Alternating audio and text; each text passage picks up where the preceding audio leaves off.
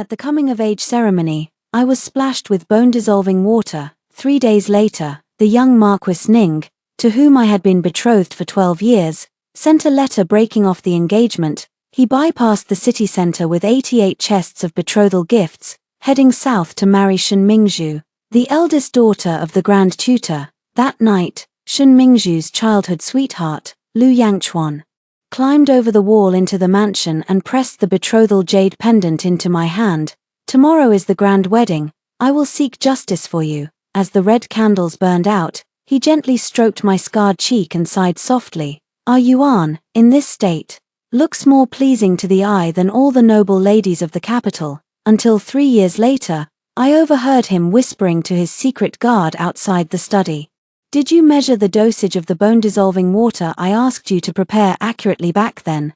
The shadow guard hesitated and said, since your highness cares for the lady, why, Shen Mingzhu wants to marry into a noble family, so I'll help her remove the obstacles. His fingertips caressed the newly embroidered lotus pouch I had made. It's just that this pawn, the more I use it, the more I find myself reluctant to discard it, master. Just now Amber from the lady's side came to report that the lady seems to have some happy news and is on her way to tell you. Lu Yanchuan's fingers, which had been stroking the pouch, paused, and a shadow of gloom clouded his eyes. Happy news? What kind of happy news could there be? You know the secret of the bone-rotting water better than I do, not to mention anything else. Just the excessive amount of musk is enough to render her infertile, master. But if the lady is truly pregnant, wouldn't that be a joyous occasion? I don't understand why you're sighing like this. With a loud bang, the sound of something heavy hitting the floor echoed from the study. The shadow guard who had just been speaking was now kicked to the ground by Lu Yangchuan. Lu Yangchuan spoke with evident irritation. If she is truly pregnant, what she gives birth to will only be a stillborn or a monster. Regardless, I will not keep this child. Lu Yangchuan's cold voice sounded to me like a demon coming to claim my life.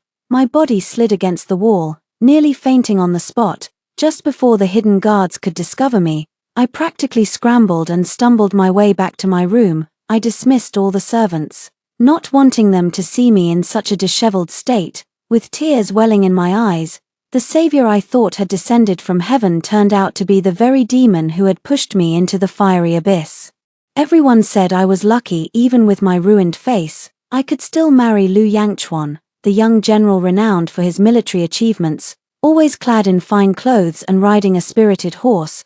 But the truth turned out to be that, in order for his childhood sweetheart to marry into a wealthy family, he schemed to have me disfigured and the engagement called off. Every time I recall the focused expression on his face as he gently touched the scar on my cheek, I can't help but retch.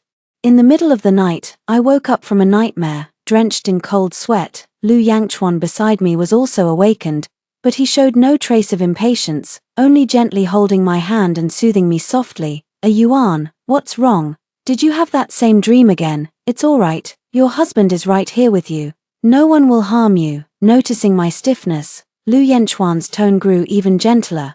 Don't worry, Yuan, in a few days, I'll request leave from the court. And then I'll take you to Jiangnan to relax and forget these painful memories. Looking into Lu Yangchuan's gentle eyes at this moment, I almost began to doubt whether what I heard in the study this afternoon was just an illusion. I caressed my still flat belly, unable to resist the urge to test him. Husband, if we were to have a child, would you be happy? Upon hearing this, Lu Yangchuan's body stiffened slightly, and a small frown unconsciously formed between his brows. But he quickly adjusted his expression, replacing it with one of delight, and said excitedly, that goes without saying. When a Yuan says this, could it be? He looked as if he was hoping for a pleasant surprise, but the scrutinizing glint in his eyes gave him away. I knew he was growing suspicious. But I wasn't ready to send the child away just yet, so I shot Lu Yangchuan a glare and said teasingly, I was just joking with you, my lord. Why are you taking it so seriously? Early the next morning, when I woke up, the bedding beside me was already empty. Lu Yangchuan must have gone to the military camp. After the maidservant attending to me finished helping me wash up, she brought over a bowl of black medicinal broth. Madam, this is a calming soup that the general specifically instructed the small kitchen to prepare for you. The dark, thick medicinal brew in the pristine porcelain bowl gave off a strong, pungent odor. Just one whiff was enough to tell that there was something off about the concoction. I glanced at it and waved my hand, signaling for her to take it away. But Amber was persistent. "Madam, before the general left the estate, he specifically instructed this servant to watch you drink it with my own eyes. So he can rest assured, at this point, what else is there that I don't understand? No wonder I couldn't sleep soundly last night, in that half-asleep, half-awake state.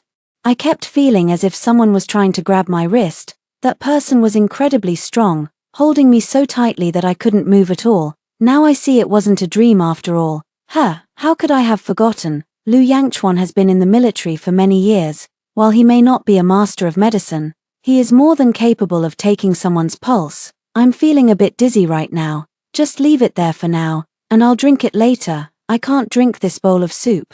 Since the incident at my coming-of-age banquet, my health has been deteriorating, and now it is far from what it used to be. When the doctor examined me, he once asserted that it would be very difficult for me to have my own child in this lifetime. This child is like the last glimmer of hope given to me by heaven. Moreover, I lost my parents at a young age and have no siblings. Now that I finally have my own flesh and blood, I must try even the slightest chance, after a long while."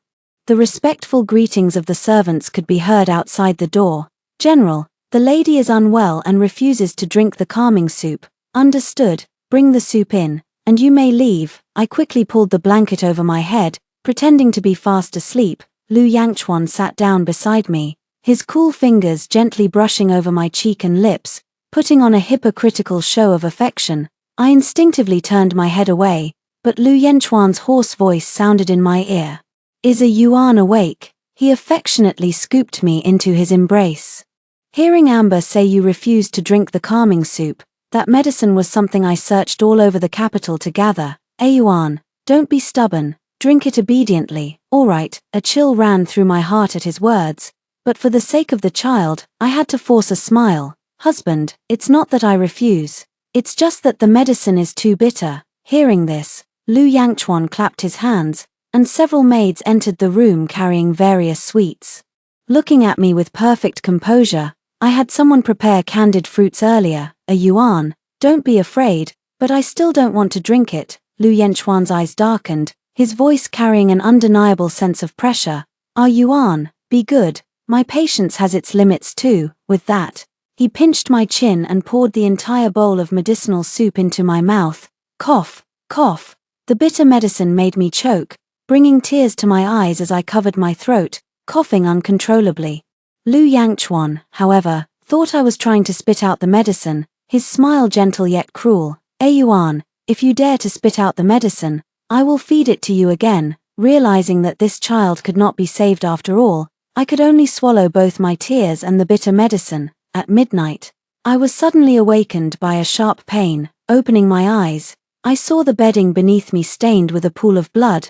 My lower body was still bleeding profusely, and I wanted to wake Lu Yangchuan beside me, only to find he wasn't there. The empty bedding felt cold to the touch. He had left at some point without my notice. In the midst of the pain, I roused my personal maid, Zhu Qing, who was by my side. She had grown up with me, and I trusted her the most. Zhu Qing ran out with an anxious look on her face, only to return with a worried frown. "Miss, the courtyard outside Bihua Garden is densely surrounded by servants.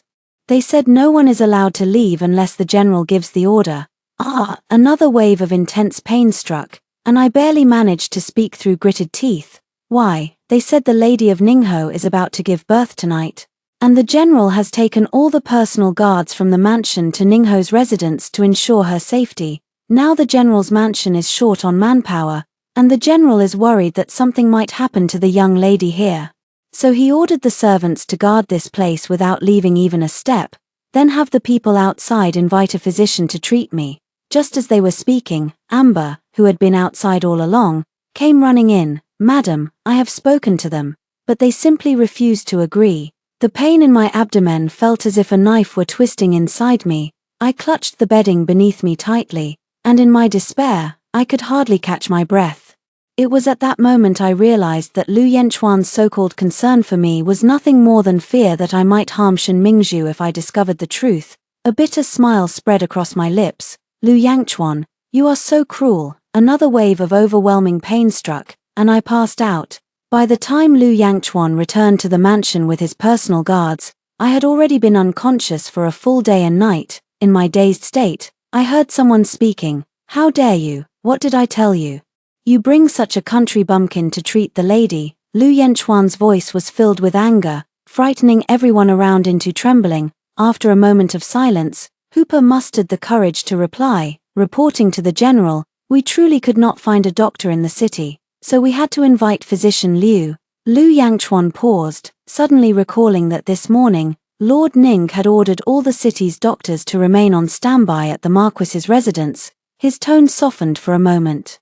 If anything happens to my wife, I will hold you accountable. When I opened my eyes, Lu Yangchuan was staring blankly at the bed canopy. Seeing me awake, he smiled with relief. Yuan, you're finally awake. How are you feeling? I ignored him, turned my face away, and called for Zhu Qing, but Amber beat me to it. Madam, you're awake. Would you like some water? I'll pour it for you right away. I shook my head. After a day and night of screaming, my throat now ached sharply even when I swallowed.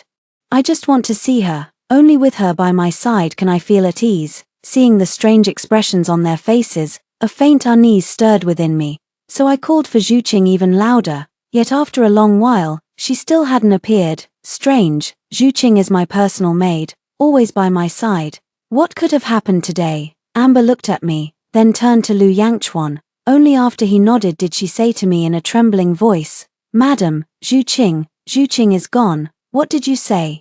I sat up almost immediately, a sharp pain tearing through my abdomen, which had just started to feel better. Today, Sister Zhu Qing had no choice but to throw herself onto the guard's blade in order to get a doctor for you.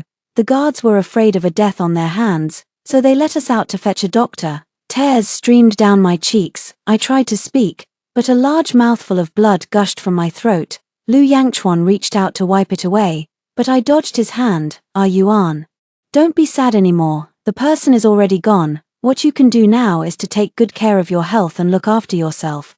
Dr. Liu said that you've suffered a great loss of vitality this time and need to rest well. You mustn't grieve too much right now. As he spoke, he shot Amber a sharp glance. I closed my eyes and smiled bitterly. The general speaks rightly. I am tired. Please return. General, Yuan, you actually call me general. Lu Yanchuan's eyes were filled with disbelief. His voice trembling. Are you angry with me? Yuan dares not. Yuan is but a small, lonely girl. How could she dare to be angry with the general? Lu Yangchuan frowned deeply, staring straight at me, as if trying to see something from my face. Yuan, I know you've just gone through a miscarriage and your emotions are unsettled, so I won't hold it against you. I'll come see you again tomorrow. With that, he turned and prepared to leave. Tomorrow. I'm afraid my body might not even last until tomorrow. Summoning the last of my strength, I said, no need. Yuan knows her time is short, and it's inappropriate for me to keep occupying the position of the general's wife. Therefore, I request to step down. General, just grant me a letter of separation. Lu Yangchuan suddenly halted, his eyes bloodshot as he laughed. Separation? That's nothing but wishful thinking. It seems Yuan is truly delirious from illness.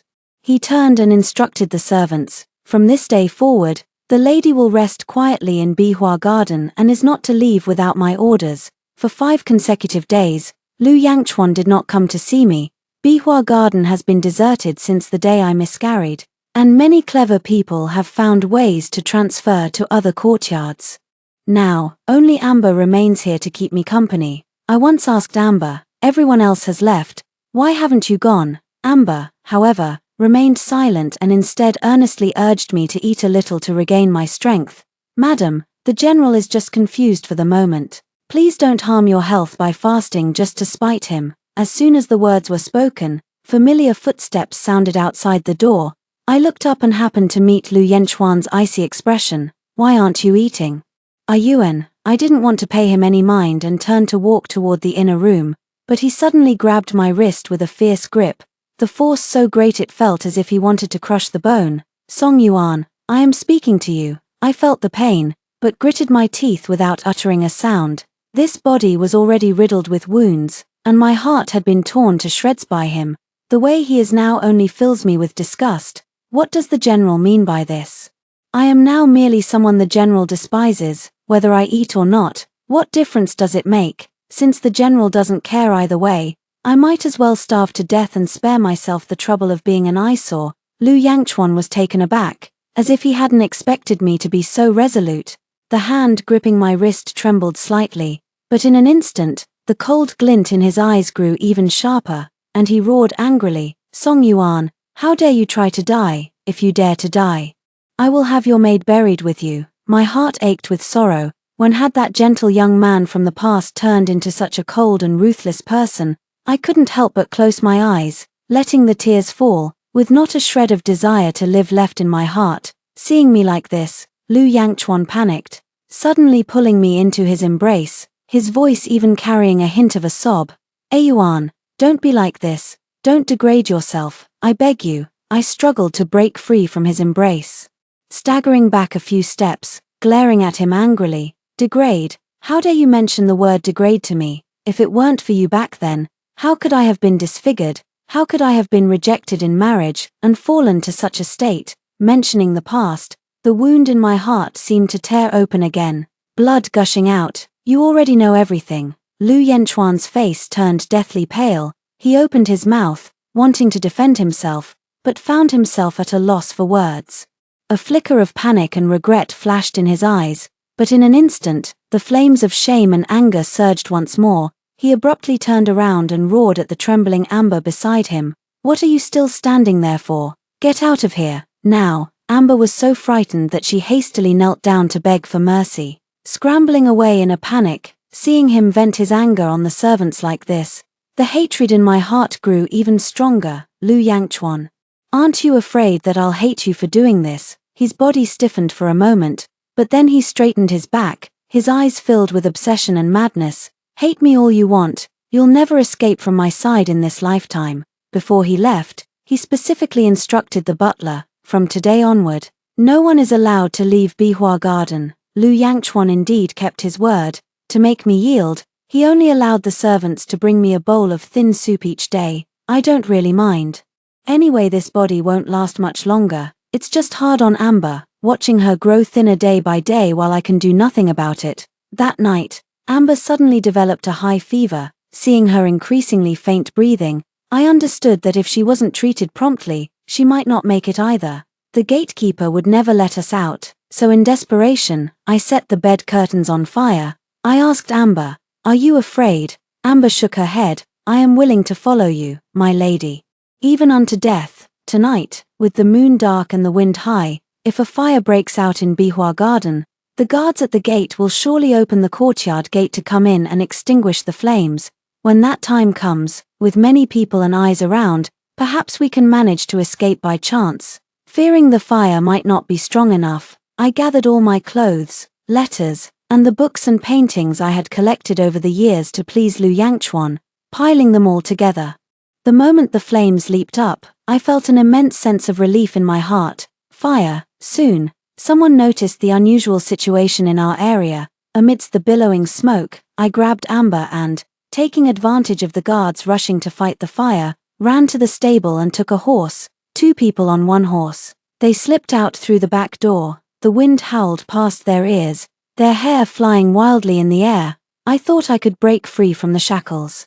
But the urgent sound of hoofbeats behind me rang out like a death curse. I dared not stop, gripping the horse's sides even tighter. Lu Yangchuan's voice, however, carried by the wind, reached my ears. "Song Yuan, if you stop now, I can let bygones be bygones." Hearing this, my heart trembled. In almost the blink of an eye, he had already caught up to me. Lu Yangchuan's face was as dark as a hellish demon, reining in his horse, the bow and arrow in his hand gleaming coldly under the moonlight. "Song Yuan, do you think you can escape my grasp?" My hands were already blooded from the reins, yet I dared not stop. Seeing this, he sneered coldly, drew the bowstring taut, and a sharp arrow shot toward us with a whoosh. I clenched my teeth, but the anticipated pain never came. With a dull thud, the arrow flew past me and struck Amber squarely in the shoulder blade. Blood instantly stained her clothes. "Amber!" I screamed in terror, clutching her swaying body tightly. Her face was deathly pale.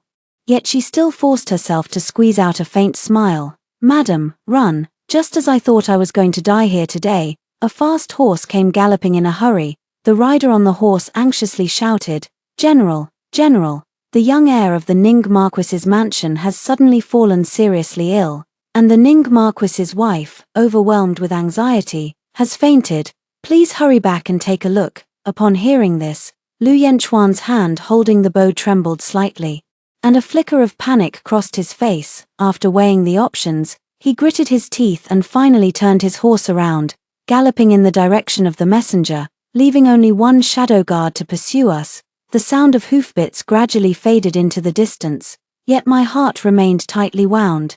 The shadow guard moved with a ghostly swiftness, quickly closing in on us, but when he caught a clear glimpse of my face under the moonlight, he abruptly reined in his horse.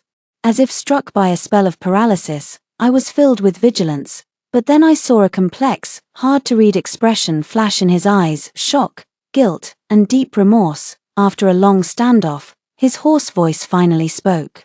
"Go." I didn't ask why, because I had also recognized him as the hidden guard who had been speaking with Lu Yangchuan in the study. He harmed me once, and now letting me go can be considered as balancing the scales. I'm just very curious, given Lu Yanchuan's temperament, what should his fate be? As if sensing my confusion, the hidden guard slowly spoke. "You need not worry. After you leave, I will find 2 similar corpses to take your place. Once they are treated with bone-dissolving liquid, the master will naturally be unable to tell the difference. Madam, do not look back again. Find a safe place and live well." I gazed at him, a tumult of emotions swirling in my heart, 1,000 words choked in my throat, but in the end, I simply gave a slight nod, tightened my hold on Amber, and spurred my horse into a gallop once more.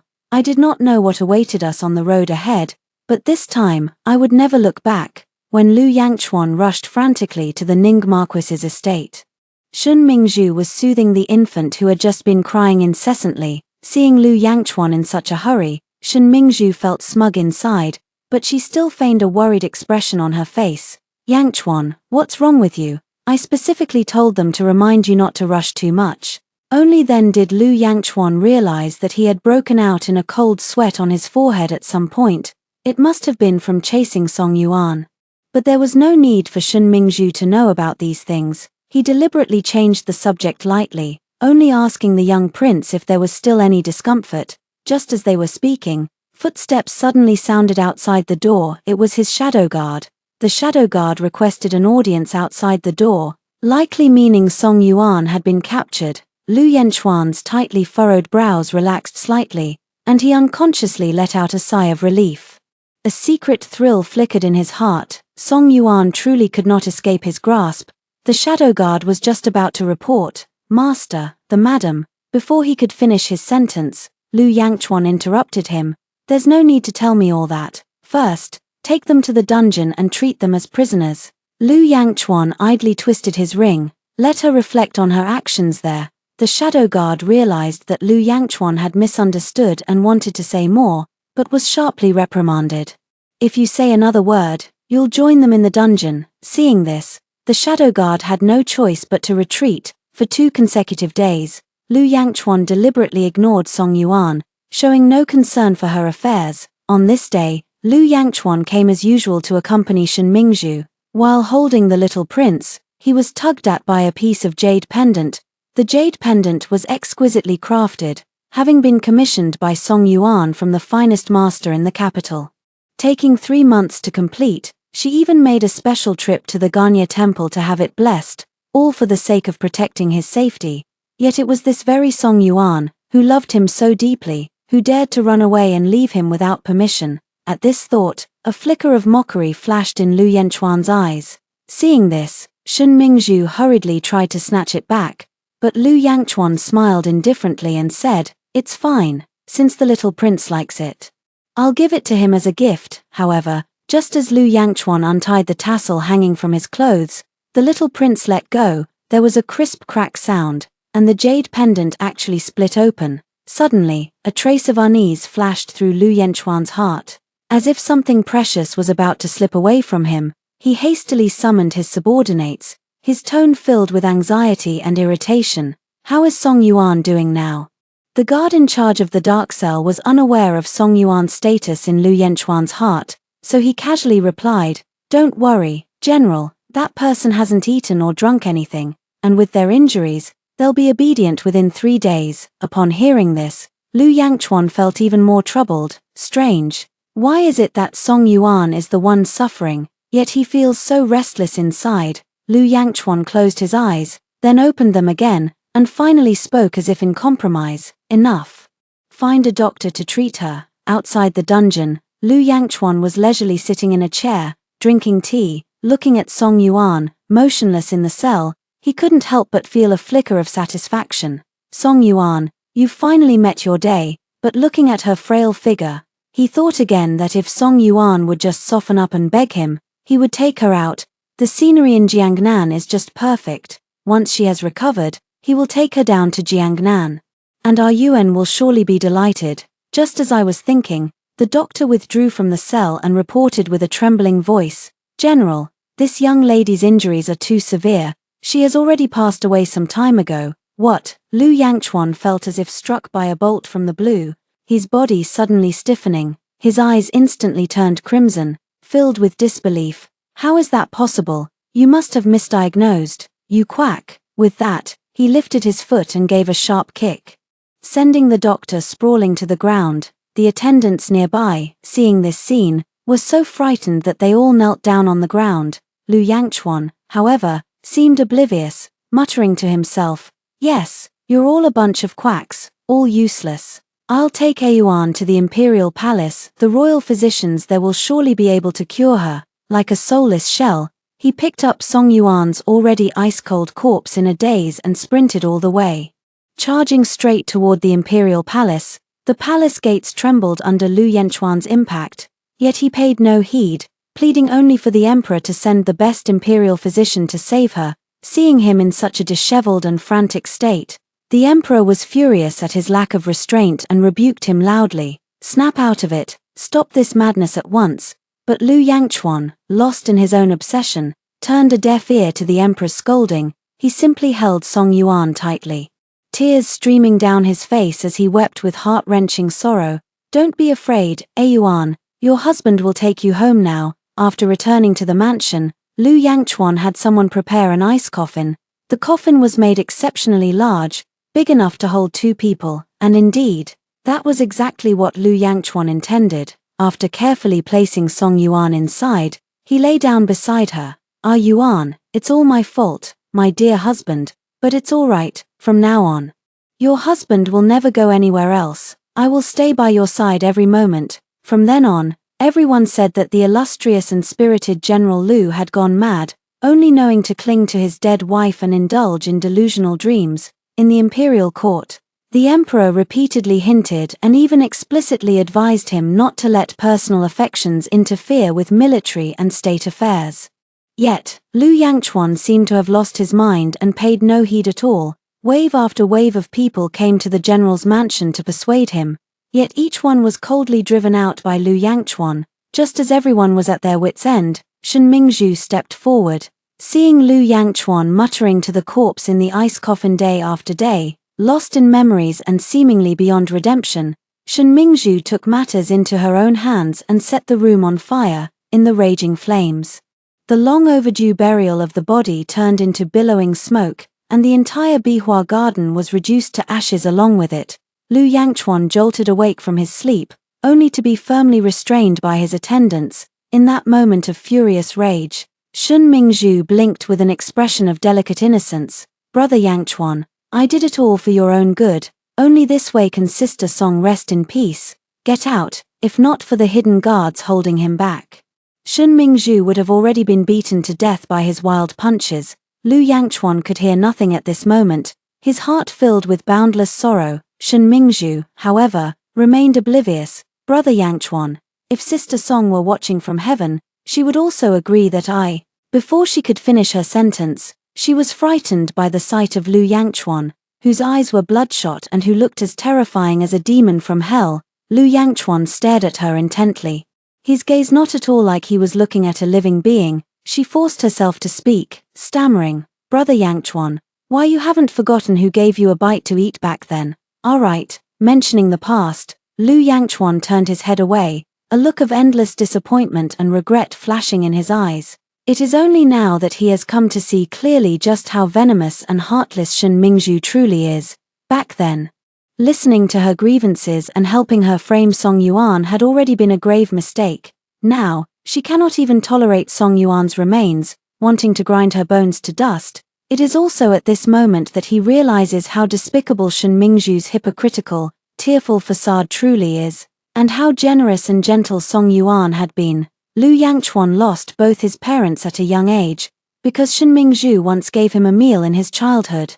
He had been aiding and abetting her wrongdoing for many years. Ultimately, it was he who caused Song Yuan's death. The one who deserved to die should have been him, Lu Yangchuan. If the previous Lu Yangchuan still resembled a human being, the current him is nothing but a walking corpse. Staying indoors all day without stepping out, Song Yuan loved pear blossoms the most, so he had pear trees planted all over the courtyard. She favored simplicity and elegance, so he had a new Bai Hua Yuan built for her.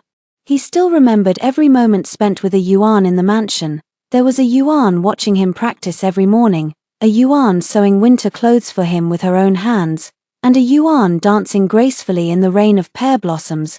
Those warm memories cut into his heart like knives, and regret overwhelmed him like a surging tide. Lu Yangchuan waited like this every day in Bihua Garden, as if Song Yuan would return this way. I never thought I would see Lu Yangchuan again.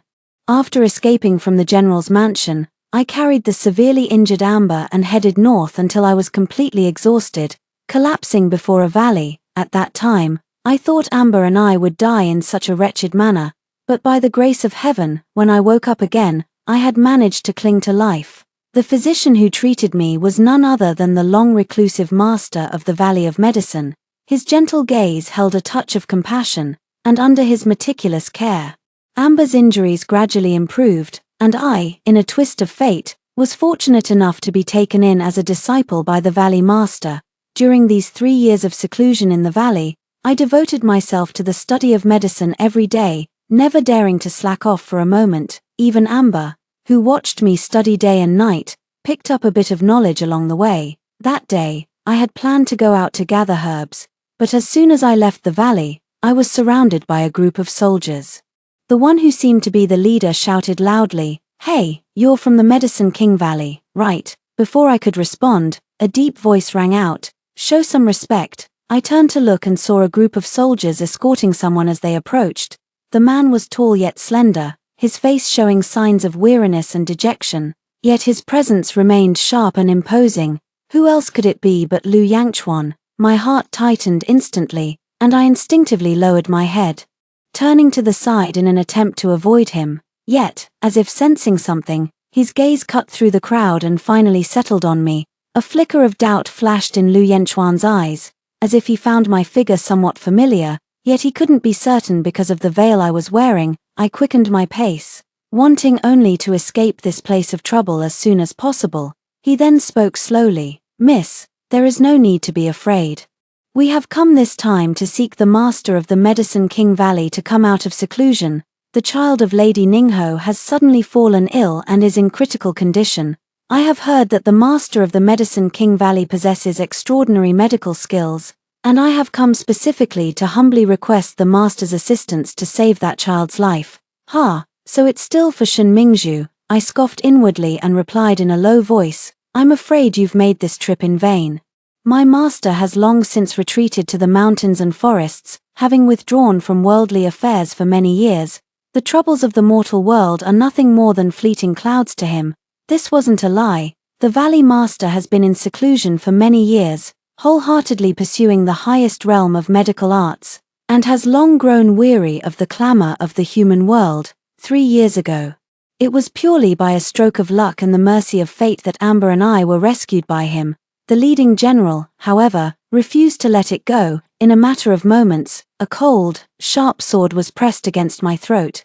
"Enough nonsense. Take us to see your master now." My heart tightened, and just as I was about to step back, clarity suddenly dawned before my eyes. He actually lifted my veil, a gust of wind blew, completely revealing my face. At that moment, time seemed to stand still. Lu Yanchuan's eyes widened instantly, fixed on me with a shock as overwhelming as a tidal wave, instantly drowning him. He seemed frozen in place, his lips trembling, and it took him a long while to barely utter the words, "Yuan, is it you?" The voice was so soft, as if afraid to disturb this dreamlike moment. My heart trembled, and gritting my teeth, I quickly put the veil hat back on. "You've mistaken me for someone else." I coldly tossed out these words, but he refused to give up. With a flash of movement, he crossed the distance between us in just a few steps. At this moment, there was not a trace of the general's imposing demeanor left in him. His eyes were filled with panic and pleading, like an abandoned dog, full of humility and caution. "Yuan, don't ignore me, please," he murmured, his hands slightly raised as if wanting to pull me closer, yet he stopped abruptly just before touching my sleeve. Afraid that I would despise him even more for it, I turned my head away, unwilling to see him like this, as painful memories from the past flooded my mind. "Step aside, Lu Yangchuan, I don't want to see you." My tone was icy, filled with resolve, yet he seemed not to hear, his eyes reddening, tears welling up but stubbornly refusing to fall. "Yuan, for these 3 years, I have regretted day and night. I was terribly wrong. I beg you, give me a chance to make amends." His voice choked with emotion, as if with just one nod from me, he would pour out everything he had. Master ultimately agreed to let them in. "The young prince's condition is complex. Master said it will take some time to study before he can emerge from seclusion." During this period, Lu Yangchuan and his group stayed in the Valley of the Medicine King. In these days, Lu Yangchuan seemed like a different person. Every morning, he would take his attendants to the medicinal fields to help with the work: weeding, watering, and fertilizing. He performed each task with meticulous care, showing no trace of a general's airs. I took all of this in, yet my heart remained undisturbed. That day, as I was reading medical texts in my room, I heard a commotion outside the door. It was Amber speaking. "General, what are you doing here? My lady does not like strangers approaching her room." Lu Yangchuan, being scolded like this, showed not a hint of anger. Seeing me come out, his face instantly lit up with delight. "Yuan, have you finished reading?" I frowned slightly, and before I could speak, he quickly took out a package from behind his back, handing it to me with both hands, his eyes filled with anxiety. "Yuan, I specifically searched for this for you these past few days. I remember you used to love the Osmanthus sugar cakes from the shop at the street corner, and these ancient medical texts.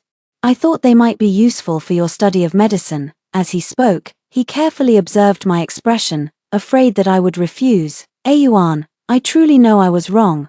Please give me another chance." "Okay, Lu Yangchuan, enough." I couldn't bear it any longer and interrupted him. "This sugar cake was indeed what Song Yuan loved 3 years ago. But that Song Yuan is already dead. She died on the night you personally killed our child. Because of your inability to distinguish right from wrong and your aiding of the wicked, that Song Yuan was disfigured, had her engagement broken off, suffered a painful miscarriage, and was ultimately buried forever in a sea of flames. You ask me to give you a chance, but who will give me a chance? Why is it that when you don't love me, you cast me aside like worn-out shoes, and when you change your mind, you expect me to come running back to you? Lu Yangchuan, what do you take me for?" Looking back on the past, I truly didn't want to get entangled with him anymore, so I turned around and closed the door. He never came to find me again until we set off back to the capital. When we arrived at the Ningho mansion, Shen Mingzhu was by the bedside, holding the frail heir in her arms and weeping. Seeing Lu Yangchuan return, she quickly flashed a smile, though her gaze flickered with a hint of hostility when it landed on me, before anyone could exchange pleasantries. Shen Mingzhu began to make trouble. She straightened the hem of her clothes, walked gracefully up to me, her eyes filled with arrogance and disdain, and commanded in a haughty tone, "You lowly commoner, upon seeing the wife of a marquis, why do you not kneel and pay your respects at once?" I was wearing a veil hat, so she did not recognize me. This was merely an attempt to assert her authority in front of others. "Shen Mingzhu, you're still so impatient." Before I could speak, a figure swiftly stepped in front of me like a gust of wind. I looked up. It was Lu Yangchuan. His face was terrifyingly dark, his voice as if laced with frost. Shen Mingzhu, don't go too far. This is the last time I'll help you." With just one sentence, her expression changed. Shen Mingzhu widened her eyes, seemingly unable to believe that Lu Yangchuan would publicly reprimand her so harshly. Her lips trembled slightly, and she mumbled as if trying to say something to save face. But when she met Lu Yangchuan's icy gaze, she swallowed her words. Lu Yangchuan slightly turned his body, his gaze passing through the veil of the hat to look at me. Though I couldn't clearly see his eyes, I could sense the concern within them. He said softly, "Don't be afraid, miss, I'm here." After speaking, he turned back to face Shen Mingzhu, his tone growing even colder and harsher. "This young lady is a divine physician I went through great pains to invite to treat the young master. Are you deliberately making things difficult in order to delay his condition?" Shen Mingzhu's face turned pale, then flushed red. She glanced at the strange looks from those around her, knowing full well that if she continued to make a scene now, she would only end up in an even more embarrassing situation. So, she forced a faint smile and pretended to be gentle, saying, I was just too anxious for a moment. Please don't blame me, General." Lu Yangchuan snorted coldly, ignoring her any further, and turned to me, saying, "Miss, please come with me to see the young master." I nodded slightly and followed him to the bedside. After nearly a month of treatment, the young prince's illness was finally cured. I also planned to return to the Medicine King Valley, but just as I was about to board the carriage, my vision suddenly went dark. When I woke up again, Lu Yangchuan was sitting by the bed, looking at me tenderly. Seeing me awake, he smiled and said, "Awake, Yuan. Your husband has prepared your favorite meal for you." My heart skipped a beat as I looked around. The familiar furnishings made me realize this was the general's mansion. I glared at Lu Yangchuan and demanded, "Why did you bring me back here again?" Lu Yangchuan slightly furrowed his brow, a trace of helplessness flickering in his eyes. After a moment of silence, he slowly spoke, "Yuan, I know you are determined to leave, but I truly cannot let you go, if you insist on leaving. I'm afraid your master might." Lu Yangchuan, how could you be so despicable? He turned his head away, not daring to meet my gaze, yet his tone remained firm. "Yuan, I just want you to stay by my side. As long as you stay, I will definitely protect you." Filled with anger yet helpless, I could only suppress my thoughts of escape for the moment and follow him out of the room. Along the way, I noticed that the decor of Bihua Garden remained as it always had been, and even the courtyard had been planted with my favorite pear blossoms. At some point, a gentle breeze swept by, scattering petals like a dream, yet this beautiful scene felt like a mockery in my eyes at that moment. In the evening, Lu Yangchuan ordered a lavish feast to be laid out, all dishes I once loved. Seizing the moment when he was off guard, I discreetly poured the poison I had prepared into his wine glass. Lu Yangchuan turned around holding the soup bowl, unaware of anything unusual, and smilingly placed the soup in front of me, saying softly, "Yuan, try this and see if it suits your taste." Suppressing my nervousness, I nodded slightly and raised my hand to pass the wine cup to him. "General, today is a reunion after a long separation. Let's have a drink." He obediently took the wine glass and downed it in one gulp. Moments later, as the drug took effect, he staggered, his face showing shock, pain, and disbelief. "Yuan, you actually poisoned me." Seizing the opportunity, I stood up, drew the sword from his waist, pressed it against his neck, and said coldly, "Lu Yangchuan, you have driven me to this point. Do not blame me for being heartless." With that said, I held him hostage and walked step by step toward the outside of the mansion. Along the way, no one dared to step forward and stop me. Once outside the mansion gate, I pushed him to the ground. He looked at me, his eyes filled with pain and pleading. "Yuan, are you really going to be so heartless? What must I do for you to forgive me?" I took a deep breath. I want everyone who has harmed me to receive the punishment they deserve, especially Shen Mingzhu. If you truly have a heart of repentance, prove it with your actions, otherwise, there is no possibility left between us. With those words, I turned and walked away quickly, never looking back. A month later, the mechanisms outside the Valley of Medicine suddenly activated, emitting a series of heart-palpitating noises. Hearing the sounds from within the valley, a sense of foreboding surged in my heart. I hurried to the valley entrance, and the sight before me instantly stunned me. I saw Lu Yangchuan standing in the midst of the mechanism array with Shen Mingzhu and a group of shadow guards, all in a sorry state. His body swayed unsteadily, his light-colored robes already soaked through with blood. Fierce wounds tore through his flesh, blood gushing out in torrents, staining a patch of the ground crimson. Even though his breath was as faint as a wisp, his eyes still held a stubborn glint, fixed unwaveringly on the direction of the valley. Shen Mingzhu followed beside him. Her once beautiful and captivating face was now covered in horrifying scars, her skin ulcerated and gruesome from the effects of the bone corrosion powder. She hung her head low, her eyes filled with regret and pain.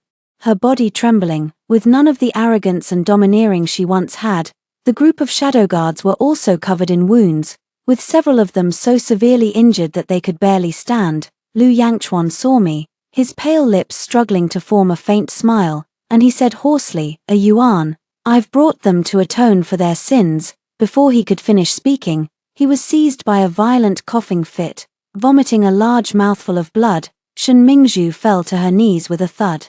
Sobbing uncontrollably, "Sister, I was wrong. I was blinded by greed and treated you so terribly. Please, for the sake of our past bond, spare me this once." She raised her hand to touch the scar on her face, but her hand froze mid-air, as if she dared not face this cruel reality. Seeing that I remained silent, Lu Yangchuan spoke again with difficulty. "A Yuan, if there is hatred in your heart, then take a knife and stab me to your heart's content.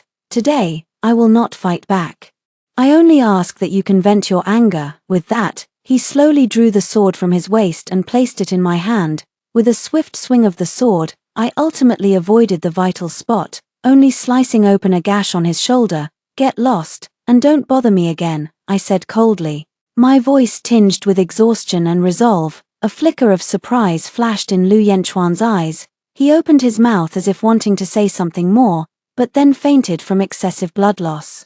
With the support of the hidden guards, he and Shen Mingzhu were taken back. Later, news came from the capital that Shen Mingzhu, the wife of Marquis Ning, who had always been arrogant and overbearing, had her face disfigured and her mind completely shattered. She was in a state of madness all day long. One day, while taking a walk with the young heir by the lotus pond, she accidentally fell in.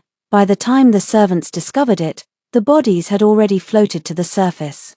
A truly horrifying sight. Young Marquis Ning also turned white-haired overnight. He resigned from his official post and confined himself to his residence, never stepping out again. As for Lu Yangchuan, after that day of atonement, he completely let go of his lingering thoughts. He volunteered to go to the northwestern frontier and never returned to the capital for the rest of his life. Only before his departure did he send a letter to the Valley of the Medicine King. "I have failed you in this life.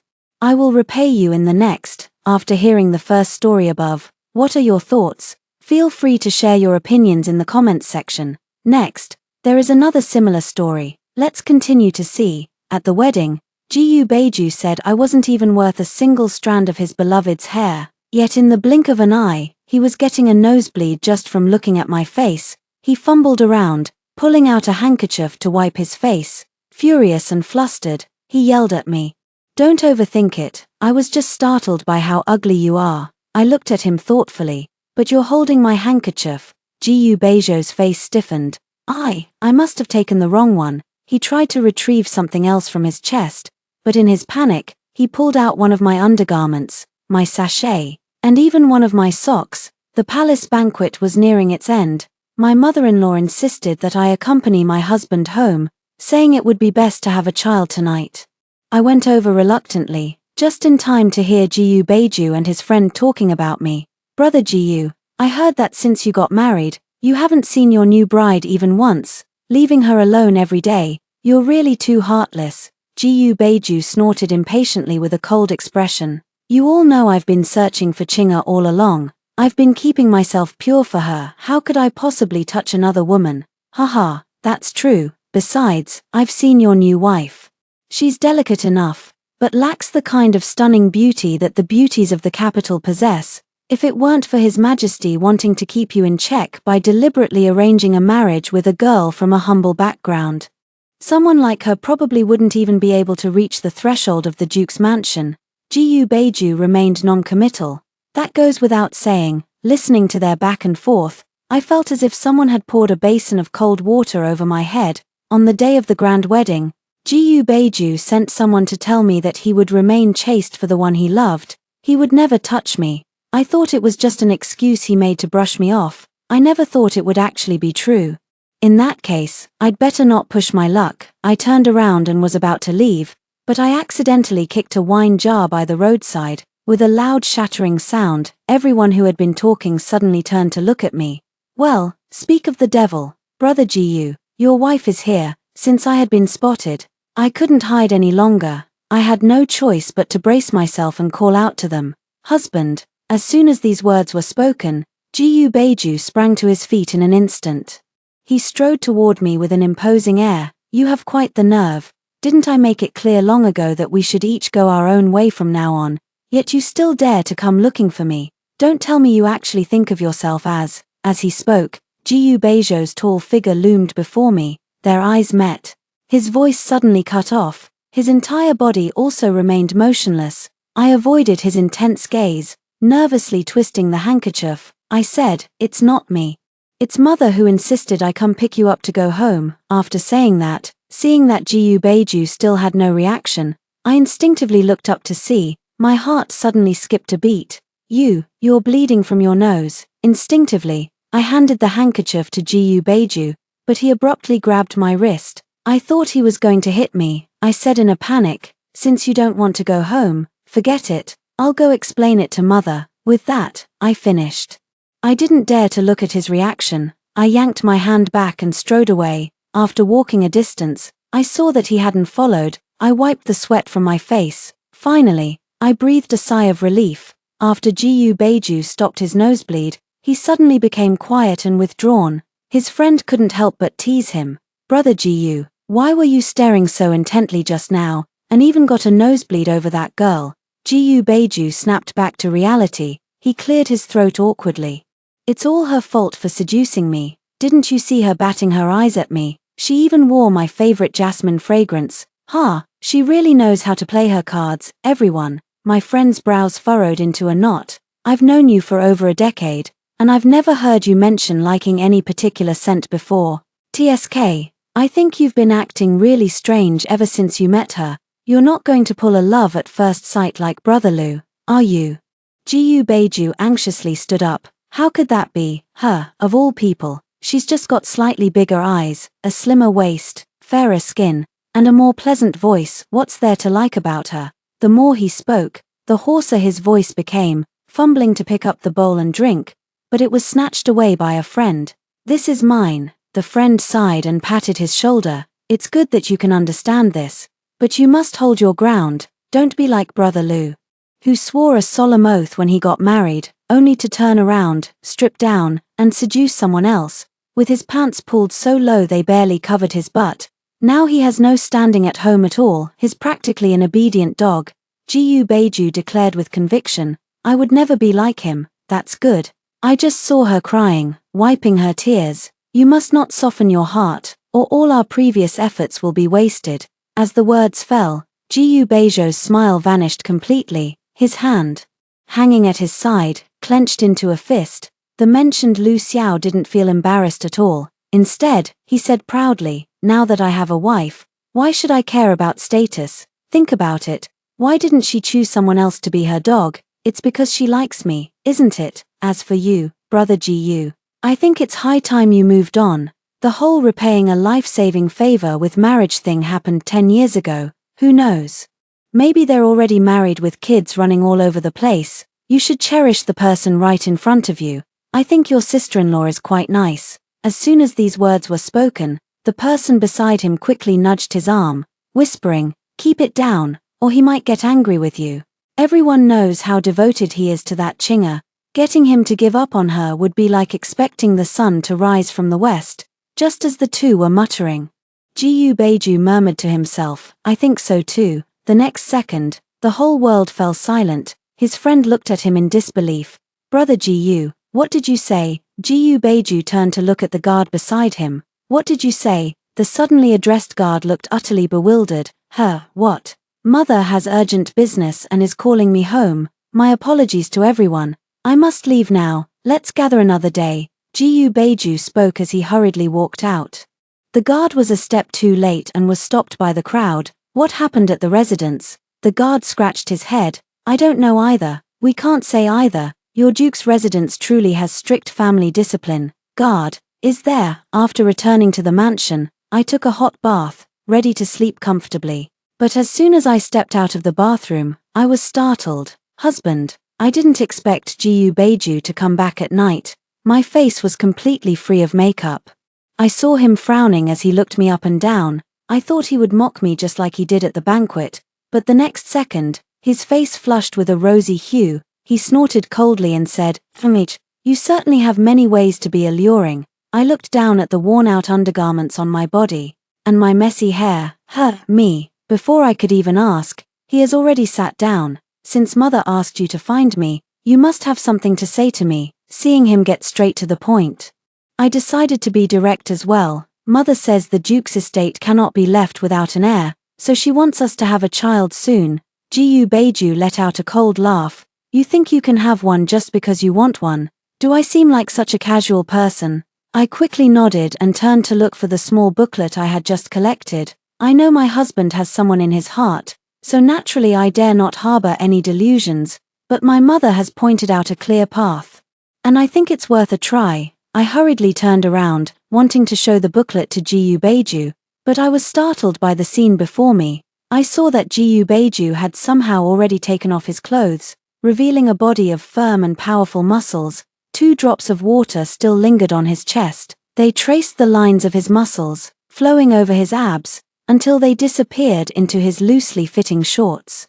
Before disappearing, I instinctively swallowed hard. I watched helplessly as Gu Beiju snatched the booklet from my hand. You're quite well prepared, but didn't you know that men are naturally adept at this sort of thing? Forget it, take a look and pick whichever position you like, so I don't end up hurting you. Gu Beiju's face grew redder the more he spoke, but after flipping through the booklet, his expression instantly darkened to the color of ink. He flung the booklet right in front of me. His voice was so cold it could freeze icicles. Who are these men? I introduced them to him. These young talents from the Gu family's collateral branches were all carefully selected by Mother just after returning from the palace banquet. This way, the Duke's estate can have successors, and it won't hinder you from remaining faithful to Miss Chinga. Gu Beiju tightly gripped the booklet, flipping through it quickly. You agreed so casually just like that. I quickly shook my head. Not casually. Not casually. My mother has already agreed with me. If I give birth to a child, she will give me 10,000 taels of gold, and if it's a boy, the amount will be doubled. I grew more and more excited as I spoke. I couldn't help but show a joyful expression on my face. When we have money, my sister will never have to go hungry or cold again. My brother won't have to suffer in the military camp either. Gu Beiju also seems quite satisfied with this idea, pacing back and forth in the room with hands on hips, nodding repeatedly. Good, good, good, husband. You also think the idea is excellent, right? Then hurry up and choose one. However, the next second, Gu Beiju actually tore the booklet to shreds. He suddenly pressed me against the wall. With one hand braced beside my neck, his eyes were bloodshot as he stared at me. Lin Jiu, have you forgotten? I'm a normal man. If I want a child, I can have one myself. Seeing that I was completely stunned, Gu Beiju softened his tone a little and said, understood. I pondered for a moment, nodded heavily. In this way, Gu Beiju also breathed a sigh of relief. He glanced meaningfully in the direction of the bed. Now that you understand, why aren't you hurrying up? I walked over with great reluctance. Don't worry, my husband, since you have such deep affection for Miss Chinga, I will certainly behave myself and know my place. As the words fell, I wrapped myself tightly in the cloak. Then, I took the quilt and went to the side room, leaving Gu Beiju standing there with a shattered expression. It is often said that it is difficult to go from luxury to frugality. That night, I barely slept in the damp and humid side room, but as luck would have it, the next day I had to attend a family banquet hosted by the Prime Minister's residence. I could only apply thick layers of powder to my face, yet it still couldn't cover the dark circles under my eyes. As I was about to leave, I happened to brush past Gu Beiju, suddenly hearing him say, dressed up so beautifully for what? Afraid people won't know you're a stunning beauty. I nervously smoothed my hair. I really wanted to ask if he was talking about me, but I was afraid of being too presumptuous. I could only manage a dry greeting. Does my husband intend to accompany me to the Prime Minister's residence for the family banquet? He didn't even bother to look at me. Do I have that much free time? Upon hearing these words, I nodded to indicate that I understood. Then I turned and left. Little did they know. Jiyu Beiju thought for a moment and then added, however, since you're new here, I imagine you can't handle such a situation alone. If you insist on me going with you, it's not impossible, but this is just a one-time thing. After all, I'm very busy, and I can't always take leave from the government office just to accompany you to banquets. At this point, Jiyu Beiju cleared his throat. He turned his head away with an embarrassed expression. By the way, about last night, I'm not blaming you, but what was the deal with leaving me all alone? Don't you know that making a baby takes two people working together? But when he turned back around, there was no one behind me anymore. The Prime Minister's residence. I stood by the lake, drenched from head to toe. All around, waves of mocking laughter rose and fell. Indeed, coming from a humble background, she only knows these lowly tricks. Who is she putting on this seductive act for in front of everyone? If she didn't have these tricks, how could she have lured Brother Beiju into her room? What a shameless wretch. The thought of 10,000 taels of gold disappearing without a trace, and then being humiliated by the romantic debts stirred up by Jiyu Beiju, it made my blood boil. You keep talking about us being from a humble background, but is the conduct of your noble families any more honorable, Miss Su? Shouldn't you explain why you tripped me just now? Su Jinyu rolled her eyes at me. Stop making false accusations. Who can you blame if you can't even walk steadily yourself? Are you saying I tripped you? Do you have any proof? Did you see it, or did you see it? She fearlessly questioned. Yet among so many people, not a single one dared to respond. They all averted their gazes. I was so angry that my blood boiled, but powerless. Indeed, she is the legitimate daughter of the Prime Minister. Who would dare to oppose her for my sake, fawning on the powerful and trampling on the weak? Human nature has always been this way. Things have come to this point. To prevent Su Jinyu from doing something even more extreme to me, I hugged myself tightly and turned to leave. Since the Prime Minister's residence does not welcome me, there is no need to send invitations to the Duke's residence in the future. Yet Su Jinyu blocked my way, refusing to let the matter go. What do you think you are? Meddling in the affairs of the Duke's residence? Do you truly see yourself as the future lady of the estate? With your background, you are not even worthy of tying my shoes. Come over here and stop her. Don't let her leave, and call everyone from the front yard to come and see. As the words fell, two maids immediately stepped forward to hold me down. They raised their hands to tear at my clothes. In that moment of utter despair, a tall figure suddenly rushed out from the crowd. He kicked Su Jinyu into the river.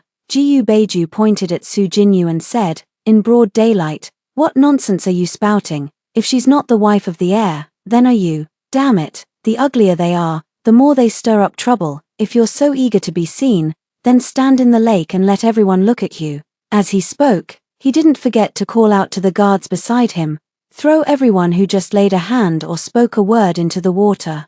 No one is allowed to come up without my permission." As the words fell, a chorus of startled cries immediately erupted from the surroundings. Immediately, Jiyu Beiju wrapped me in his cloak. He picked me up horizontally and strode outside, cursing all the way. "Are you a steamed bun that anyone can step on? Those maids around you are useless too. I'll give you a few of my shadow guards. If anyone bullies you again, beat them to death, understand?" Watching him so angry that the veins on his temples bulged, a strange feeling suddenly arose in my heart. "Husband, did you come specifically to find me?" Jiyu Beiju seemed to realize something. He immediately composed his expression. "How could that be?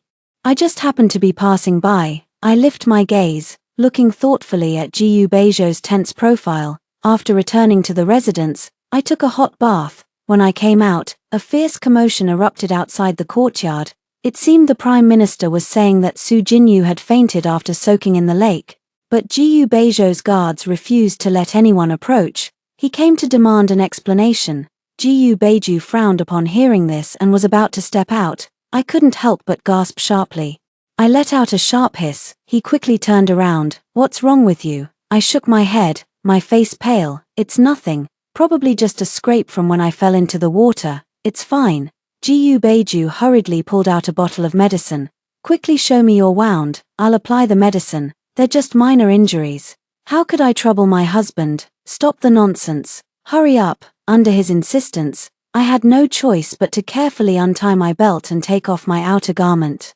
I turned my bare back toward him, but the person who had been urgently clamoring just moments ago suddenly fell silent. He seemed to freeze completely. I bit my lip and spoke softly. Darling, can you see how serious the wound is? As the words fell, Ji Beiju spoke as if waking from a dream. What did you call me, my dear Ji? Do you not like it when I call you that? Then all right, do as you please. Women are so troublesome. I pursed my lips. I accidentally let out a soft moan. It hurts so much. How many more times do I need to apply the medicine before it heals?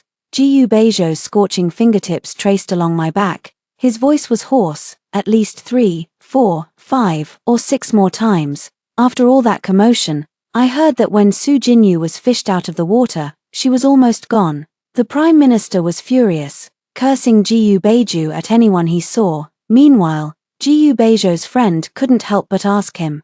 Rumors are spreading that you were so enraged for the sake of a beauty, and that you're very attentive to your new bride. Is it true or not? Thinking of his past bold declarations, Ji Beiju shook his head with a tense expression. What nonsense are you talking about? I helped her just to protect the reputation of the Duke's estate. Upon hearing this, his friend breathed a sigh of relief. He slapped him on the shoulder. Then I can rest easy. His Majesty said he wants to select 2 people to investigate a case in Chuju, and I recommended you. Ji Beiju suddenly looked up, stunned. His friend grinned broadly. Look how happy you are, my good friend. No need to thank me. When I saw Ji Beiju returning listlessly, I was a bit puzzled. Husband, what's wrong with you? His Majesty has sent me on official business to Chuju, and I may be away for half a month. Upon hearing this, my eyes lit up. Really?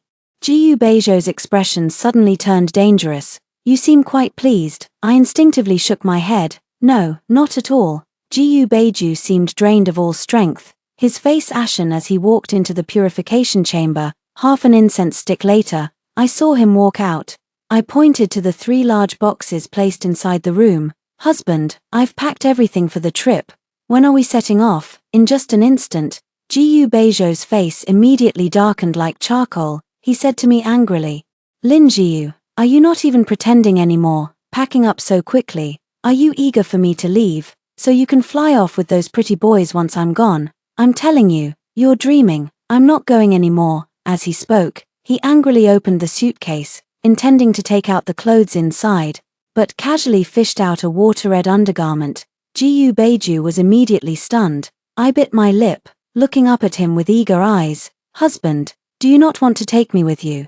Seeing him remain motionless, I wiped away the non-existent tears at the corner of my eye. If you're unwilling, then I won't go. I made a move as if to take the clothes from his hands, but Ji Beiju quickly gathered them into the suitcase. He casually locked it, then turned his head to scold me.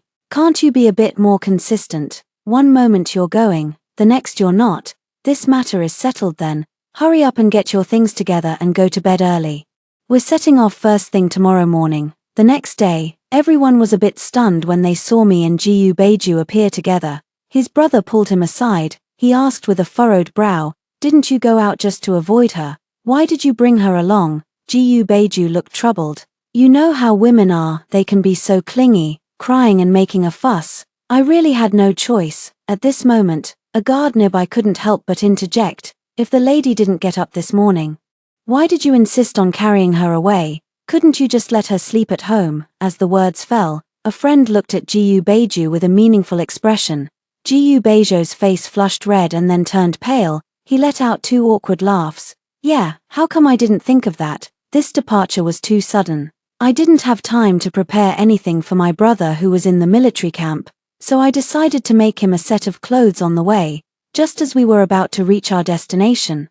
The clothes were finally finished, but when I woke up, it was gone. I got up and was about to go out to look for it, but then I saw Ji Beiju walking into the carriage. How did you know my birthday is coming up? And you even prepared a gift for me. I looked at the clothes that were almost bursting from his chest muscles. I wiped the cold sweat from my forehead. Is it a bit too tight? Maybe you should take it off, and I'll make some adjustments for you. Gu Beizhou's face flushed from the tightness, uncomfortably shifted his shoulders, loosened his collar and said, "No need, I think it's just right." After going out, everyone was staring at Gu Beizhou.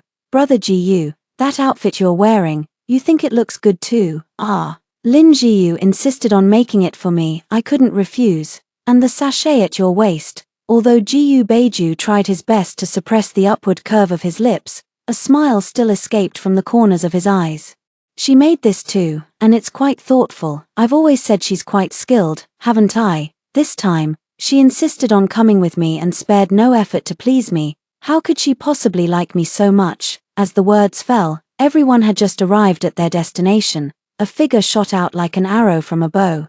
Little brother, sister, watching the embracing siblings, the friend who had been holding back laughter finally couldn't help but say, "Brother Gu, I wanted to mention earlier that the character embroidered on your sachet happens to mean younger brother in the local dialect, and besides, this outfit of yours seems more suitable for her brother to wear, doesn't it?" Upon hearing this, Gu Beizhou, his smile instantly froze on his face. That night, I had a long conversation with my brother. I went back and fell asleep as soon as I hit the bed. In a half-asleep, half-awake state, I suddenly felt a bit cold. I groggily opened my eyes, directly meeting Gu Beizhou's sinister gaze. He stood by the bedside, looking down at me from above.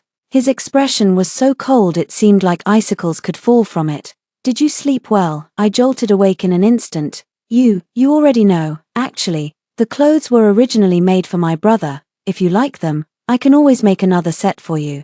Gu Beizhou looked even angrier. "I don't want to use leftover fabric from others, and your craftsmanship isn't that great either. Who would even want it?" Seeing that he was genuinely angry, I stood up to pull him back. "Darling Gu, I didn't mean to do it on purpose. Please don't be angry anymore." "Okay." As I moved, the blanket covering me slipped off, revealing the sleeveless nightgown I had made myself. The next second, Gu Beizhou seemed to freeze completely. He stared straight at me. 2 streams of nosebleed flowed down. He fumbled in a fluster, pulling out a handkerchief from his chest to wipe it, explaining with a flushed and anxious face, "Don't overthink it. I was just startled by you, trying to seduce me by wearing so little. How could you even think of that?" I stared at him for a long moment, speaking weakly. "But it seems you're holding my handkerchief." Gu Beizhou's face stiffened. I must have taken the wrong one." He tried to take something else from his chest. But in his panic, he pulled out one of my small garments, my sachet, and even one of my socks. I froze for a moment. I looked up at Gu Beizhou in confusion. My red lips parted slightly. "Gu Lang, do you like me?" It's been half an hour since Gu Beizhou rushed into the purification room. I yawned and called out to him, "Husband, the medicine on my back needs to be changed. Can you help?" As the words fell, Gu Beizhou walked out quietly. When I was about to take off my shirt, he suddenly pressed down on my hand. His voice was low and hoarse. "I lied to you. Actually, the wound has already healed." I feigned surprise. "Ah, then I just like you." "Yes, I like you." "Okay." With that, I finished. He suddenly hugged me from behind. A large hand slowly slid up from the hem of my clothes, exploring toward my waist. "Gigi, how about we become a real married couple?" I pressed down on his hand, which was trying to cause trouble. "But what about Miss Chinga? And you said I'm as bland as plain water, with an ordinary background, and simply not good enough for you." "That was nonsense," I spoke. He lowered his head, planting dense kisses along the side of my neck, panting heavily. He said, "I've never seen a girl more beautiful than you. As for Chinga, I think Lu Xiao is right. It's been 10 years, who knows where she is. I should cherish the person right in front of me. Don't you think?" My ear tingled from his bite. I couldn't help but let out a low moan. "Be gentle." As soon as these words were spoken, Gu Beizhou seemed to be encouraged. He directly flipped over and pinned me beneath him. He charged around like a reckless young man, while biting me without any restraint, while clumsily trying to take off his pants. Just as the temperature in the room was steadily rising, suddenly, there was a loud knocking sound from outside. "Lord Gu, there's a young lady outside who calls herself Chinga asking to see you." As I walked toward the main gate with Gu Beizhou, my heart was pounding anxiously. Upon seeing Chinga in person, it sank even deeper to the bottom. Brother Beiju, I finally found you. The man sprinted towards Jiyu Beiju. Jiyu Beiju's face stiffened. He immediately dodged nimbly. Lin Wanqing stumbled. Fortunately, I managed to steady myself in time, avoiding a faceplant. A flicker of embarrassment crossed her face, but it was gone in an instant. She quickly put on a smile, barking at me, "Sister.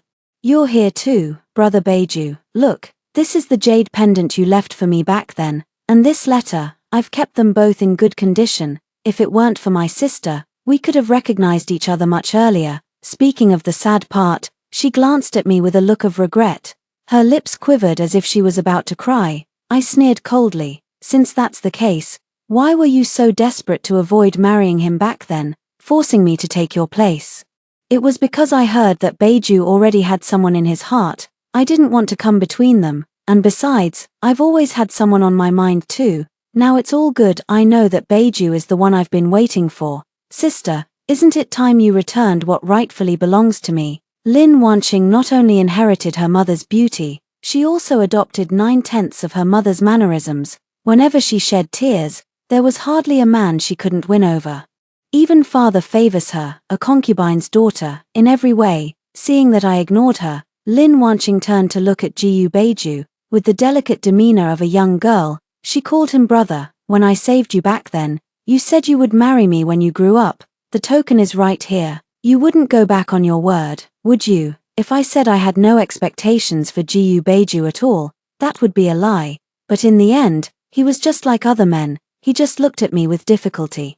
His thin lips uttered a few words. "Of course, I won't." "Hehe, that's great.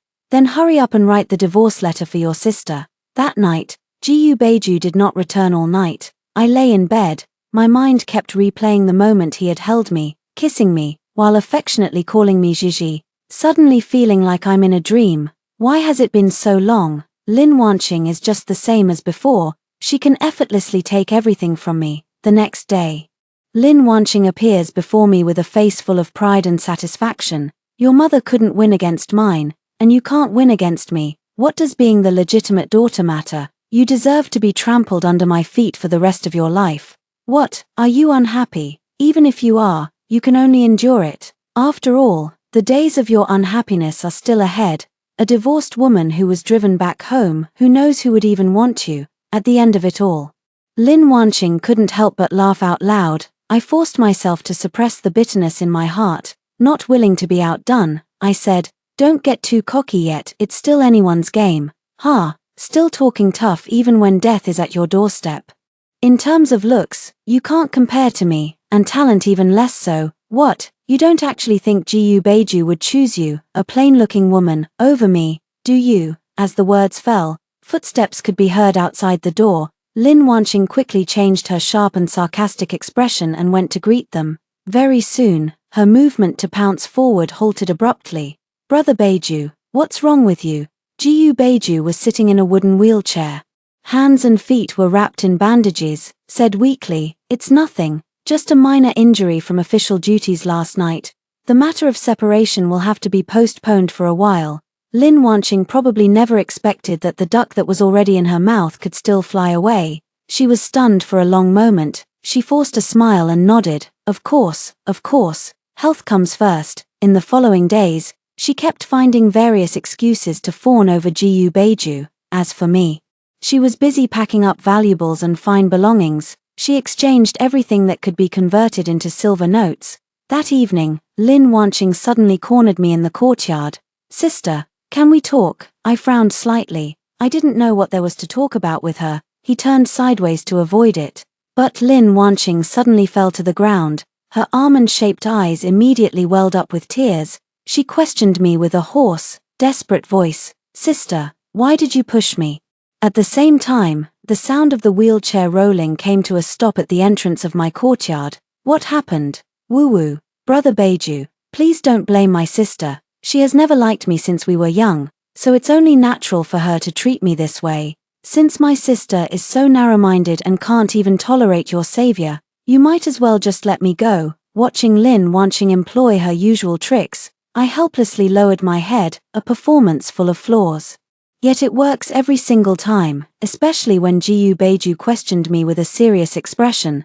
This only further confirmed it. Gigi, did you force her to say that? I wanted to explain, but my words were drowned out by Lin Wanqing's loud sobbing. Brother Beiju, don't blame sister. She must have resorted to this because she couldn't bear to part with the title of the princess consort. She tried to harm me as soon as I arrived. How could I dare to marry you, since that's the case?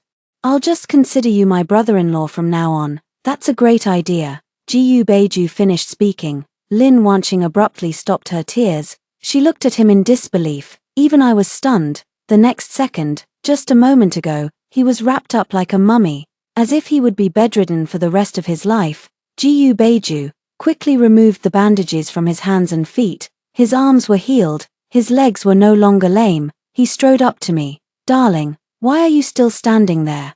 She said she doesn't want to marry me, so we don't need to separate. With that, I finished. He spun me around in his arms, then he cupped my face. He took several sips. Lin Wanqing cried out in surprise. No, Brother Beiju, I was just saying that earlier. That's not right of you. By seniority, you should call him brother-in-law now. Lin Wanqing was so shocked she couldn't catch her breath. She suddenly collapsed to the ground. This time, she really fainted, as soon as Lin Wanqing woke up. She came to settle the score with me. I don't care what tricks you used. Give Jiyu Beiju back to me now. I remained silent, simply watching her calmly. Lin Wanqing glared fiercely and said, if only I had poisoned you along with your mother back then. Hearing her mention my mother, I finally couldn't hold back. I pushed her down, slapping her face again and again. Just as blood seeped from the corner of Lin Wanqing's mouth, she suddenly shouted behind me, Beiju, she's bullying me. Are you really going to spend your life with such a vicious woman? Amid Lin Wanqing's gloating expression, I looked at Jiyu Beiju with a pitiful expression.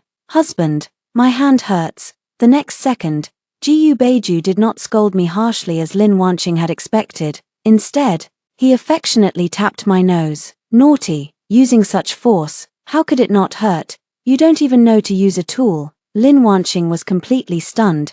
Jiyu Beiju, I am your savior, is that so? But I had someone investigate, and you can't swim at all. How could you have saved me from the river? You investigated me. A flicker of guilt flashed in Lin Wanqing's eyes, but she quickly returned to normal. Don't you remember these tokens? You gave them to me with your own hands. Jiyu Beiju looked at her as if she were a dying person. Not with my own hands, I secretly slipped them under her pillow, but thanks to you. Otherwise I wouldn't have found out so quickly that Gigi is the person I've been looking for. Back when I returned to the Lin family from the countryside estate, my father locked me in the woodshed for half a month, accusing me of bullying my half-sister. It was the dead of winter, with heavy snow falling. I was running a high fever that wouldn't break. After waking up, I forgot many things that had recently happened. Lin Wanqing was dissatisfied that I hadn't served enough time in confinement. I asked my father for my status as the legitimate daughter, and my name. Originally, I was called Chinga back then. Jiyu Beiju pointed at Lin Wanqing, who was scared out of her wits, and asked me, Gigi, how do you want to deal with her? My memory goes back to the past. When I was a child, she loved locking me in the woodshed the most. It was dark and cold inside, so, let's lock her in the water dungeon. Husband, do you think I'm cruel? Jiyu Beiju wrapped his long arm around my shoulder. My lady is both beautiful and kind-hearted. How could she be associated with malice? On the 7th day Lin Wanqing was imprisoned in the water dungeon. My father finally couldn't hold back and came to find me. He demanded that I hand over Lin Wanqing, or else he would beat this unfilial daughter of his to death. Of course, I returned Lin Wanqing to him as I wished, but he was utterly terrified. He cried so hard he nearly fainted. I found it absurd. You didn't even blink when my mother died. And now you're crying just because she lost 2 legs. What a useless waste. I heard he was so distressed that he had a stroke that very day. But what does that have to do with me? After returning to the capital, I'm learning how to do business. In case Jiyu Beiju ever tires of me one day, I won't end up homeless. The only thing that troubles me is, he always follows behind me like a tail. This day, Jiyu Beiju's good friend invites him out for a drink. He refuses without a second thought. I'm not going.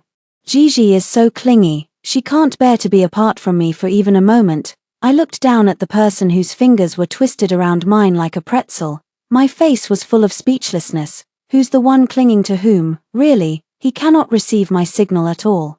Instead, it became even more intense. He took my hand and placed it on his lower abdomen. Gee, I've been working out diligently lately. Feel my abs, they're not just six-pack anymore. They're eight-pack now. Aren't they really firm? I glanced at the servants in the mansion. I quickly withdrew my hand. What are you doing in broad daylight? If you have nothing better to do, drink more hot water. Jiyu Beiju was indeed obedient. He drank a whole glass of water, then he began to squirm around.